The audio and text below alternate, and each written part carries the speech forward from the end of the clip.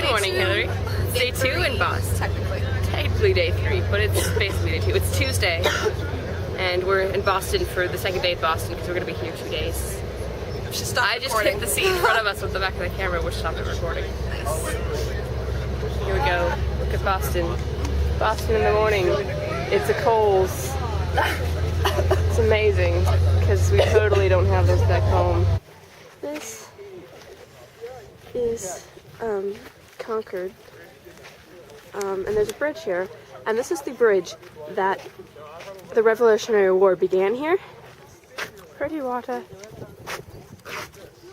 That's normally not flooded, it's just flooded because it's this time of year it overfloods.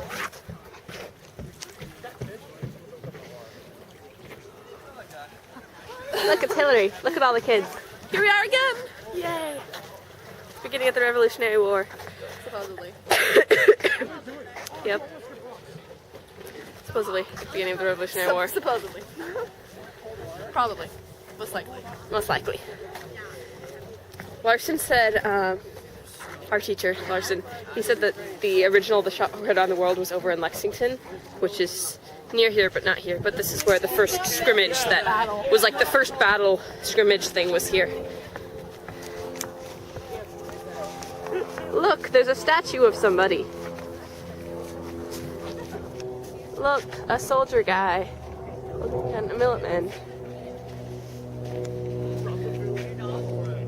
At the root bridge that arched the flood, their flag Chapel School, bridge, prison field, and once again embattled, farmers stood and fired that shot heard around the world.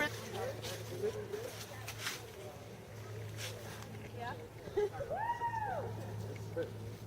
can take it.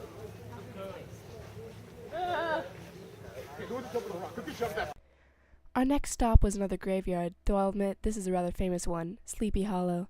Though, as my friend Star points out, you know, we've been stomping through a lot of graveyards these past few days. I've been to like 3 already. Sleepy Hollow Cemetery, which is probably most known for its famous Poets' Corner, where famous authors like Emerson and Alcott and Hawthorne and Henry David Thoreau were all buried. And hey, we even found some guy named Potter. I love cemeteries. I love the quiet peacefulness of them. I love walking by myself to pass through rows of tombstones, thinking of all the people that they represent.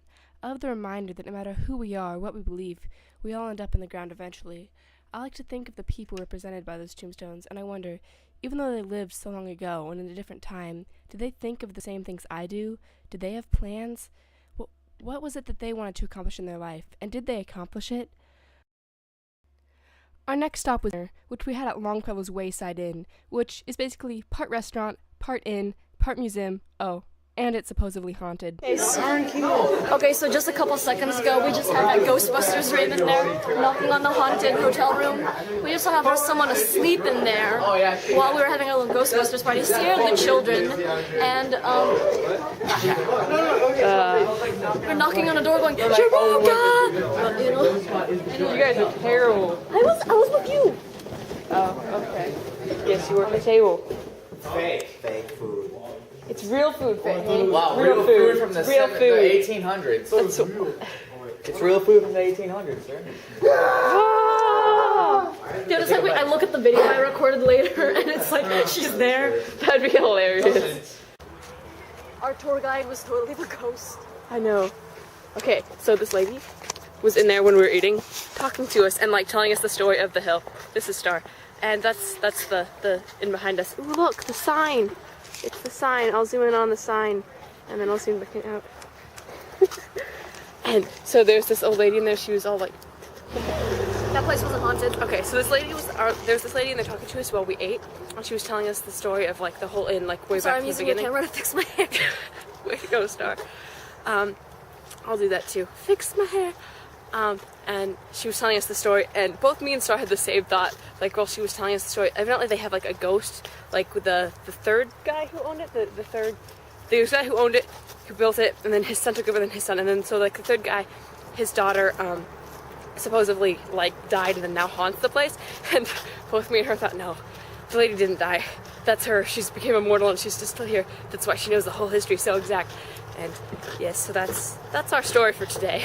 We can get on the bus and drive for 4 hours to go to New Jersey.